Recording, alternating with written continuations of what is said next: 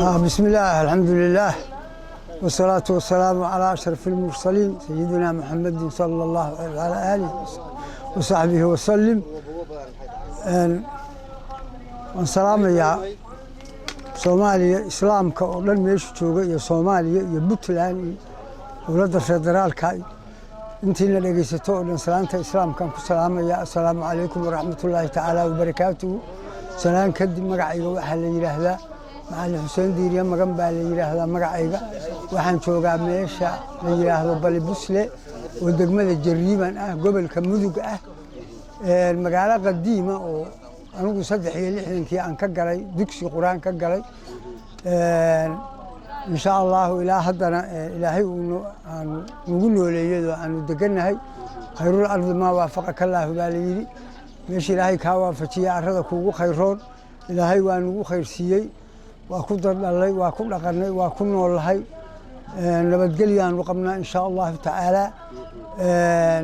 waxa dalibo oo la qabo abaarta Soomaaliya oo dhan haysata baajidah abaartaas ilaahay baa naga saari kara ilaahay naga saaro sida la og yahay oo hadda laga wada warqabo xoolihii joogay ilaa kilirka shanaad inay soo hayaameen oo degmada Jariiban soo galeen oo roobkii roob daa u dambeeyo roob dayraha la isugu soo hayaamay markii hore waxa la gaaray ilaa iyo wixii Jariiban ka hooseeyo iyo caws cadde iyo garacad baa la gaaray iyo dhinowda haddana xoolihii waa soo rogmadeen oo dhulka adduunka ah oo harlada ah waahin waayeen waxay soo dhoobteen meel oo masoora ah oo Balbisle 40 kiiloomitir u jira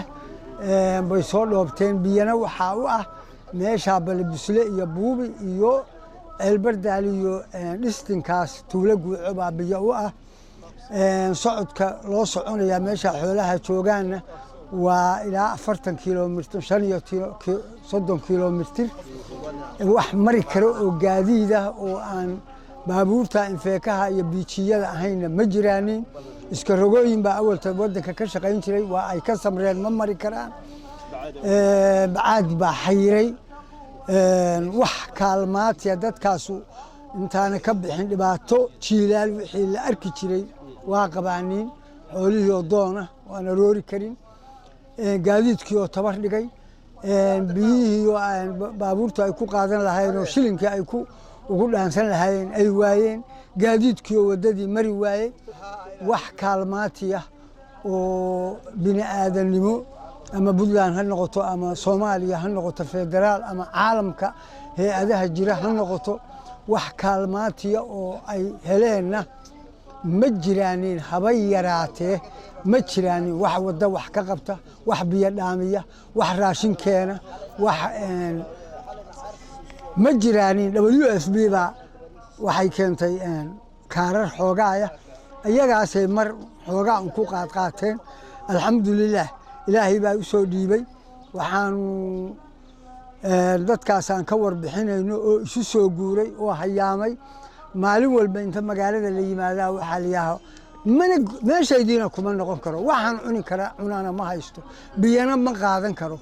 dadkii wadanka joogayna hadeed awal tarabo iska tuule iska ahayd iska tabar daraa waxa uu gurmadkiisu iska yaryahay waxaanu leenahay oo caalamka ogeysiinayna Puntland ogeysiinayna federaalka ogeysiinayna ummad dadkaas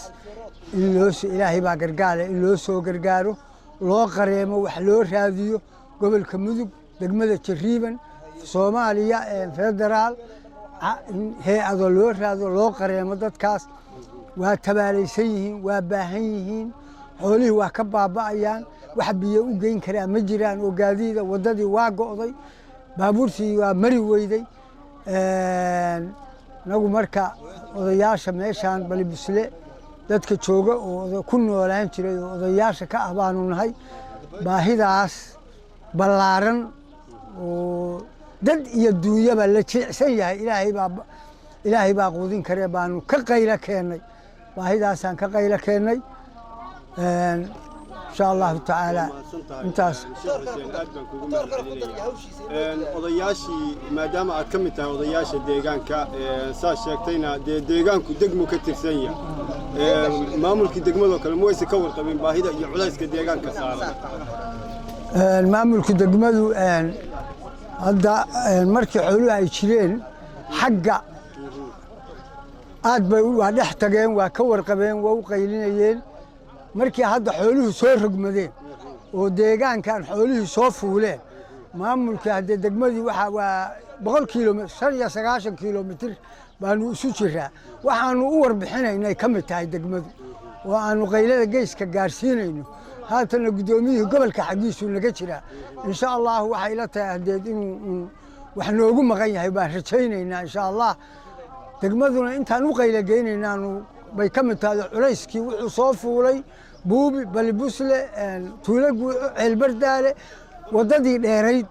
oo carrakaawaha wadaagsimeyd ceeshaasaa culayskii soo fuulay xoolihiina aysan soo gaari karin ceelka haddee wax la gadanayaana ma jiraan neef adduunyahoo la gadanayaana aysan jirin marka dadkii adduunyadiiba khatar baa lagu jira aad baa u mahadsantahay sheekh xuseen aad baan kuugu mahadcelinaya waxaan jeclaystay inaad mar kale taariikhda deegaankan aad dib ugu laabatay deegaankan waa deegaan nooceeya asalkiisii seebuu ku aasaasmay balibusle marka la yidhaahdo balibusle maxay ku aasaasatay qaab nooceeya bay markii hore ku dhisantay waxay ku dhisantay walaale dowladdii Soomaaliya oo hore oo aan kacaankii dhalan waagaas oo dowladdii hore oo dimuqraadiga ah ayaa nin la oran jiray Yaasiin Nuur Xasan ayaa halkan odayaal baa u tagay waxay yiraahdeen wasiirka arrimaha guduhu ah waxa la meeshaas biyaha golol iyo biyahaas mugaaleed biyo kama dhaxeeyaan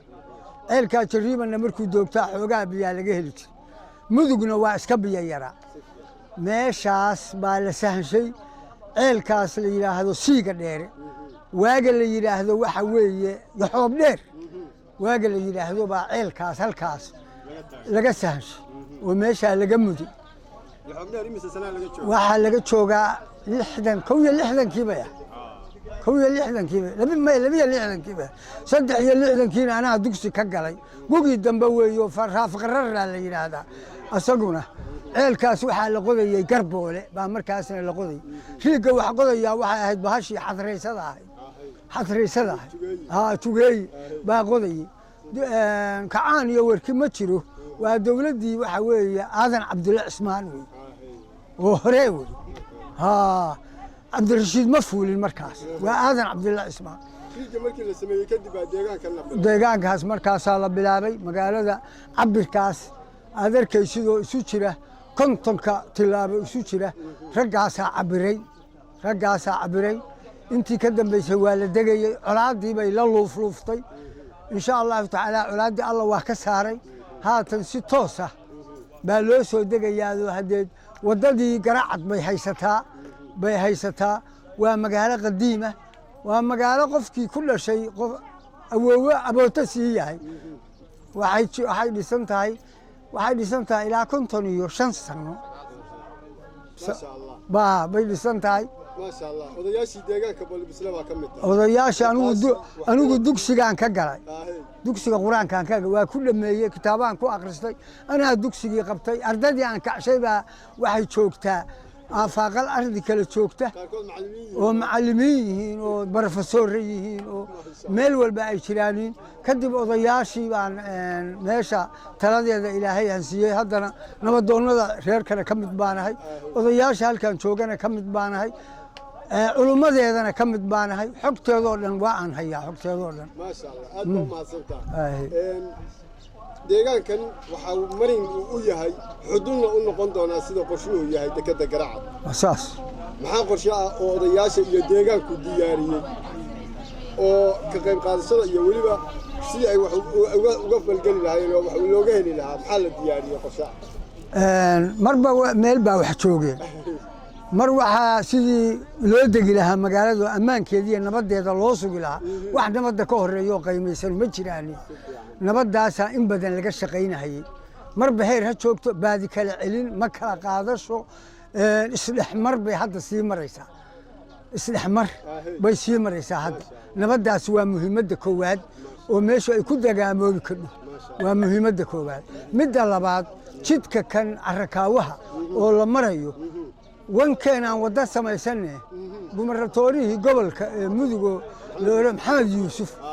raggii ku garab taagnaa baanu ahayn wankeen aan waddo samaysanay waddadaas raggii waxaanu nahay tirooyinka ariga inta soo ururiya oo awrta soo ururiya raggii ma garanaysaa sameeyey oo kharashgareeyadoo dawladdu neesha waxay qalabkay nagu kaalmaysa qalabka dawladda Puntland nagu soo kaalmaysa laakiin